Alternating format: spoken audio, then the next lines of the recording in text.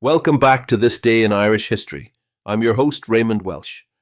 Before we dive into today's story, if you'd like to explore other significant events that happened on this day and Irish history, visit thisdayirishhistory.com. The link is in the episode description.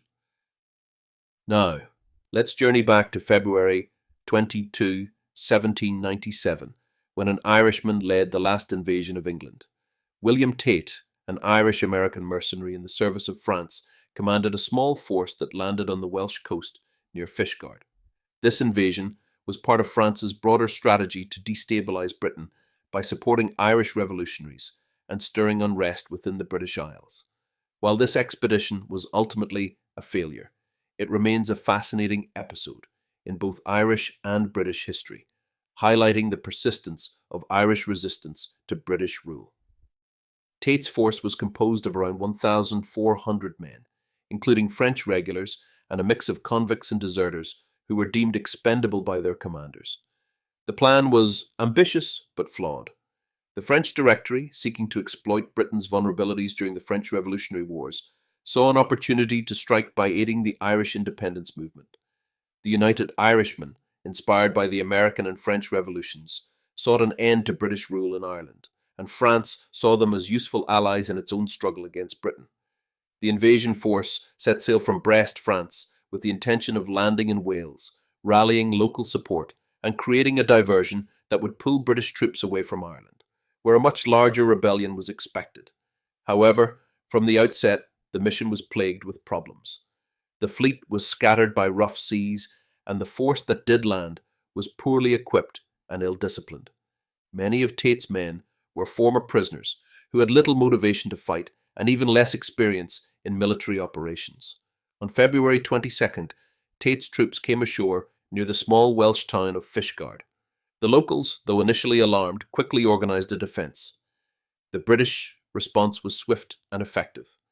The local militia, supported by armed civilians, took up defensive positions. Among the most famous defenders was Jemima Nicholas, a Welshwoman who, armed with a pitchfork, is said to have captured several French soldiers herself. Morale among Tate's troops collapsed almost immediately. Instead of marching inland to seize strategic positions, many of the invaders resorted to looting and drinking. The expected Welsh uprising in support of the French never materialised, and within 2 days, facing an overwhelming British response and severe disorganisation among his own ranks, Tate was forced to surrender. The humiliating failure of the invasion effectively marked the last time a foreign force landed on English soil with hostile intent. Though the invasion was short-lived, its significance lies in its context. It demonstrated both the determination of the French to weaken Britain and the ongoing struggle of the Irish for independence. The failed landing at Fishguard was a precursor to the more serious Irish Rebellion of 1798, which saw a larger French effort to support Irish revolutionaries. Tate himself, after being captured, was eventually returned to France in a prisoner exchange, fading into relative obscurity. The legacy of the Fishguard invasion is a curious one. In Britain, it is often remembered as a moment of patriotic resistance, with stories of local heroes like Jemima Nicholas becoming legend. In Ireland, it serves as a reminder of the lengths to which Irish nationalists and their allies went in their fight against British domination. While the invasion itself was a fiasco, it was one of many attempts by Irish revolutionaries to break free from British rule, a struggle that would continue well into the 20th century.